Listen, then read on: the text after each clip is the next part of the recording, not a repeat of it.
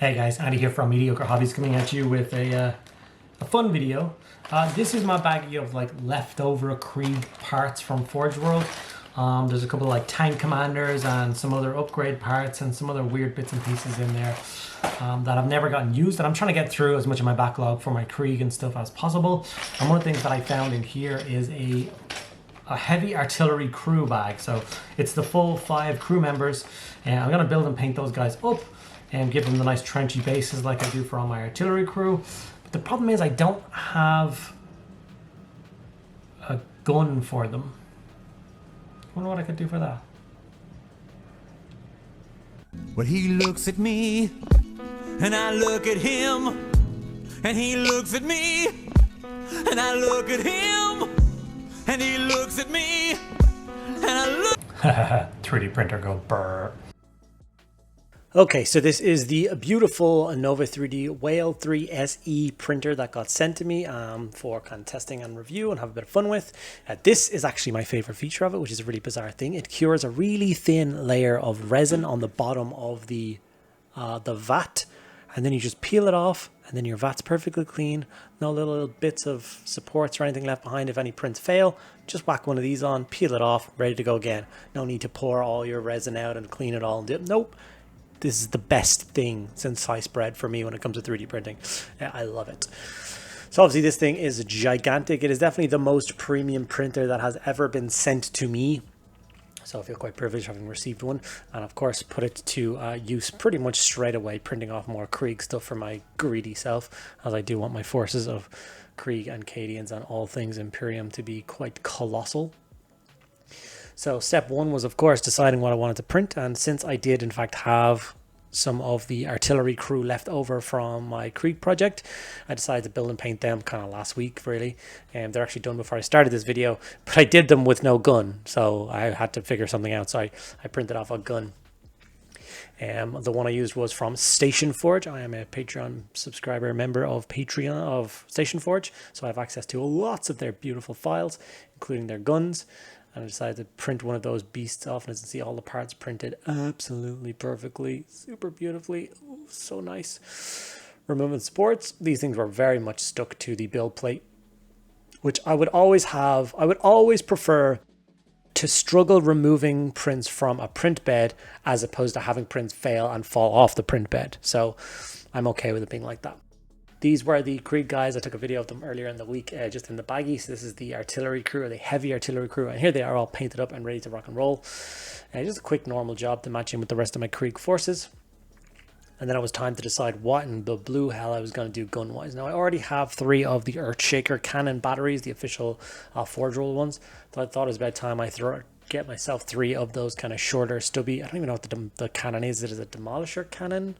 Medusa cannon, Medusa carriages, maybe it is Medusa cannons. So that's what this is going to represent. So here's all of the parts that I need to put together one of those guns, all cut out and cleaned up and ready to rock and roll. And as you can see, removing the supports is as easy as dipping them in some boiling water for 2 seconds, and the supports just fall away. I love it.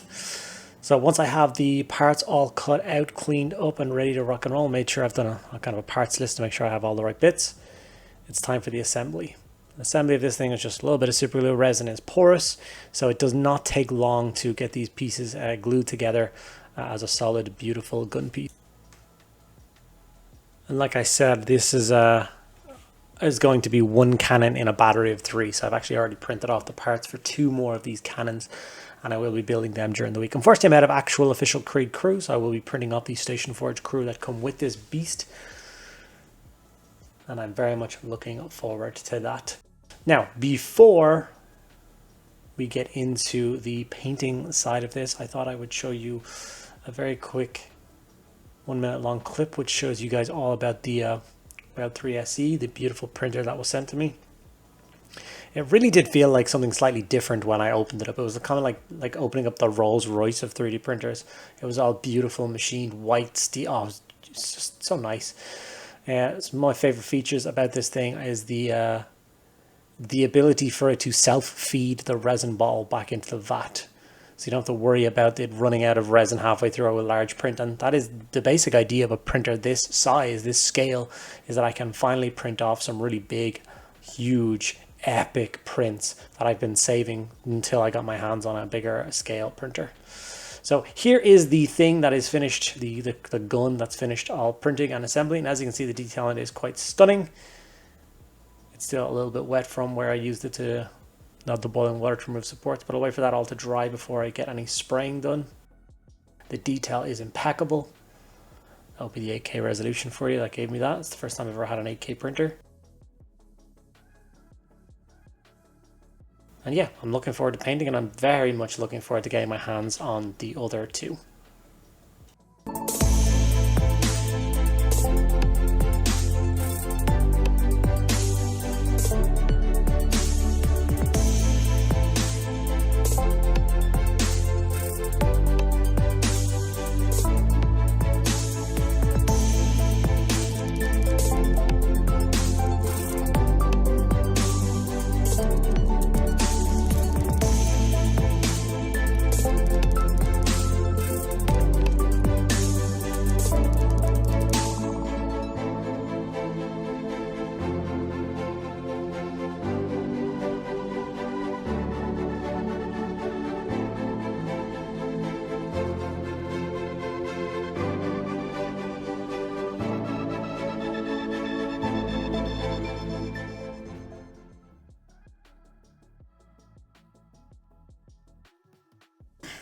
Okay, with the gun all sprayed up and ready to rock and roll, it was time to get on to the painting process. Now, if you guys have seen any of my Krieg vehicles or artillery pieces before, you know that I'm a big fan of adding in chevrons to add a bit of color into what is technically quite a dull scheme.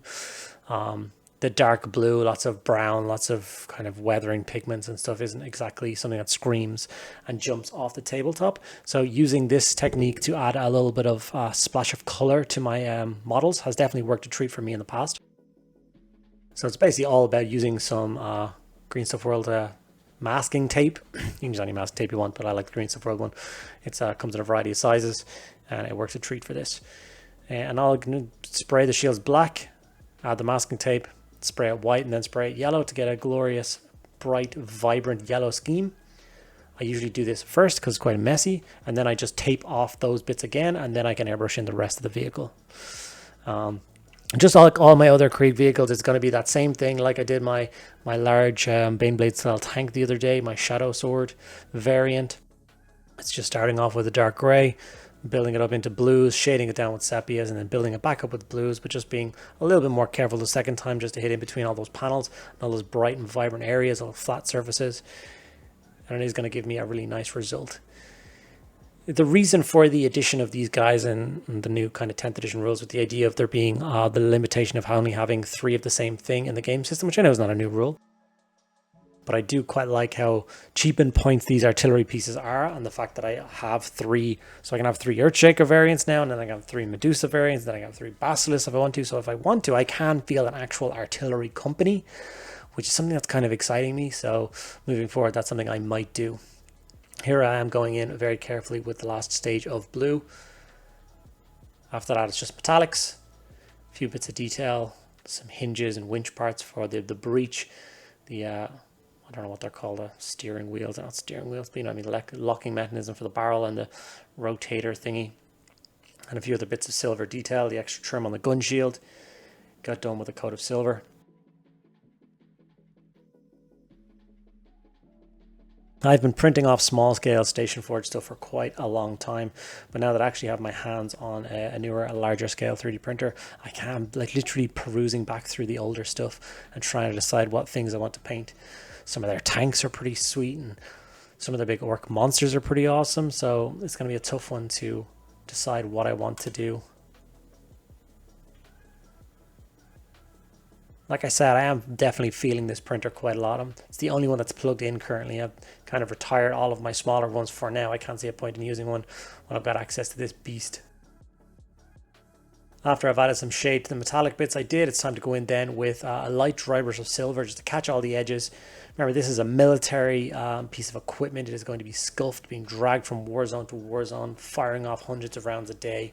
It's not going to be in a pristine condition. God knows how long ago this thing got a fresh coat of paint.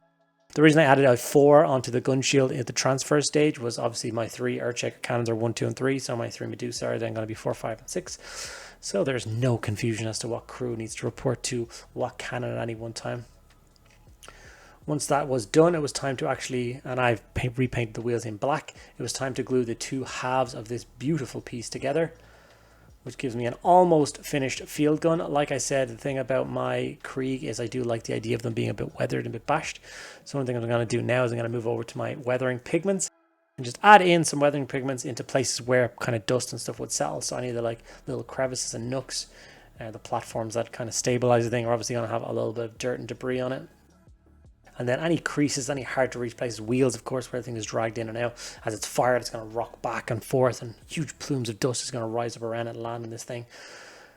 This is one of my basically giant bases I made for my Earthshaker cannon. I will be making some more of them for my new Medusa, just to see what the thing will look like as a finished piece on its base.